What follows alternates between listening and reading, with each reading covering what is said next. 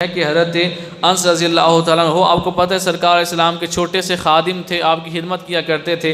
حضرت ابو طلحہ نے حضرت ام سلیم سے آ کر کہا کہ میں نے سرکار علیہ السلام کی آواز کمزور سی سنی ہے جس سے میں بھوک محسوس کرتا ہوں، تو کیا تمہارے پاس کوئی چیز ہے؟ حضرت ام سلیم نے تھوڑی سی روٹیاں بنا کر حضرت ابو طلحہ کو دیں، انہوں نے جناب انس کو دیں، اور وہ سرکار علیہ السلام کی بارگاہ میں حاضر ہوئے۔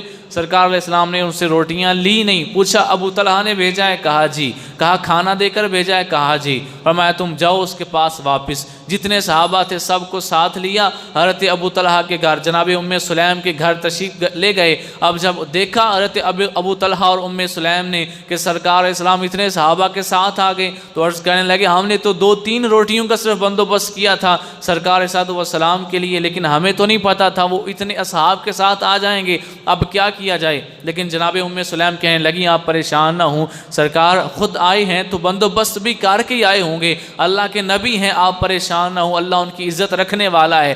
تو سرکار علیہ السلام نے ان جو روٹیوں کو 2-3 بھیجا تھا ان کو بھی دوبارہ آٹے میں شامل فرمایا، ایک گھی کا ڈبہ تھا اس کو سالن کے طور پر استعمال فرمایا۔ حضرت ام سلیم کھانا بناتی رہیں، سرکار علیہ السلام پاس بیٹھے رہے۔ حضرت ام سلیم نے جب ڈبہ نچوڑا، اس سے سالن بنایا، تو آپ علیہ السلام نے اس سالن پر اور روٹیوں کے آٹے پر وہ پڑھا جس کو اللہ نے چاہا تھا۔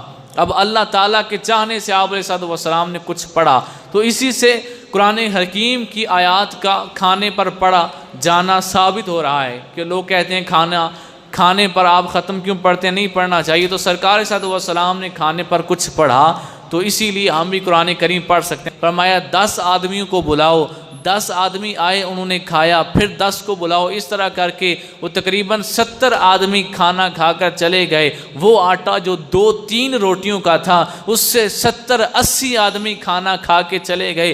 حضرت انس روایت کرتے ہیں آٹا پھر بھی ویسے کا ویسا تھا، تھوڑا سا بھی اس سے کم نہیں ہوا تھا۔ اور جو لوگ یہ کہتے ہیں کہ قرآن کریم کی آیات کھانے پر پڑھ دیں تو کھانا حرام ہو جاتا ہے، اس کے 2 جواب ہیں۔ پہلے یہ کہ قرآن حکیم کی آیات پڑھنے سے کھانا حرام ہو جاتا ہے، یہ کہاں لکھا ہے؟ نہ تو حدیث میں ہے، نہ یہ قرآن میں ہے۔ اور جو اللہ کا کلام ہے وہ کھانے پر پڑھیں تو کھانا حرام تو نہیں ہونا چاہیے، اللہ کا نام لیا جا رہا ہے، کوئی بتوں کا تو نہیں لیا جا رہا۔ جب اللہ کا نام کھانے پر لو تو حرام کیسے ہو گیا؟ کوئی اس میں حرام والی بات تو ہے ہی نہیں۔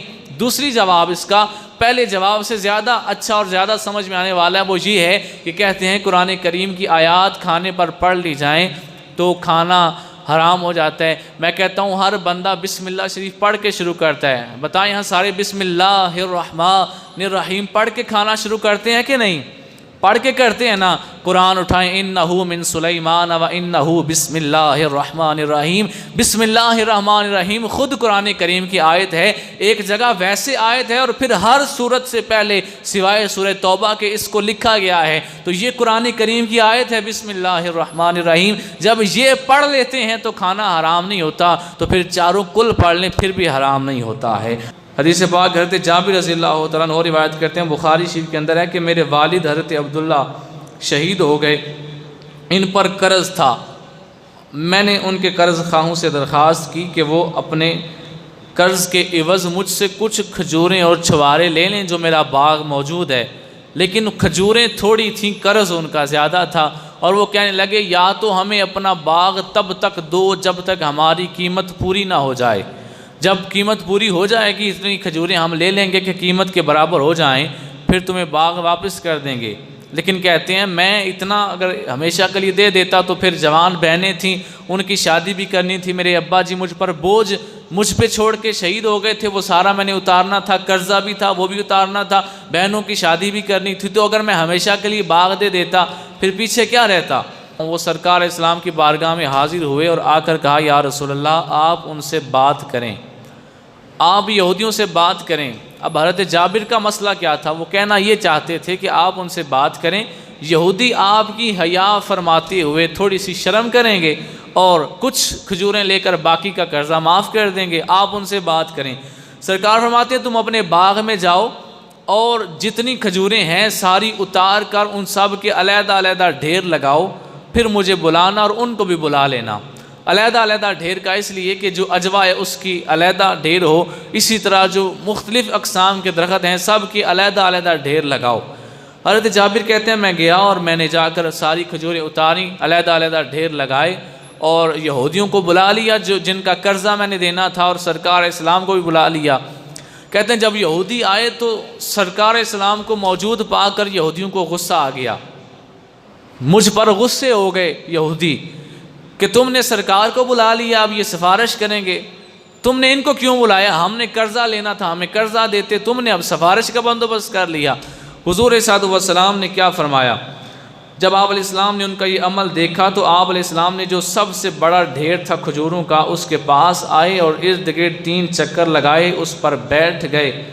اب سرکار صلی اللہ علیہ وسلم کا وہ ارد گرد چکر لگانا، اس کے پاس آ کر بیٹھنا، یہ صرف اور صرف برکت کے لیے تھا۔ کوئی اس کو یہ نہ سمجھ لے کہ وہ کھجوروں کا طواف کر رہے تھے۔ طواف صرف اللہ کے گھر کا ہی ہوتا ہے، اس کے علاوہ کسی جگہ کا طواف نہیں ہوتا، طواف صرف اللہ کے گھر کا ہی ہے۔ تو وہ کھجوروں کے ارد گرد پھر رہے تھے کہ ان کے اندر برکت ہو، تو سرکار اسلام پھر بیٹھ کر فرمایا اپنے قرض خواہوں کو بلاؤ۔ وہ سارے آتے گئے، آپ علیہ السلام خود ناپ تول کرواتے گئے، یہاں تک کہ اللہ تعالیٰ نے سارے کا سارا قرضہ اتار دیا، لیکن کھجور کے ڈھیر میں سے ایک کھجور بھی کم نہیں ہوئی تھی۔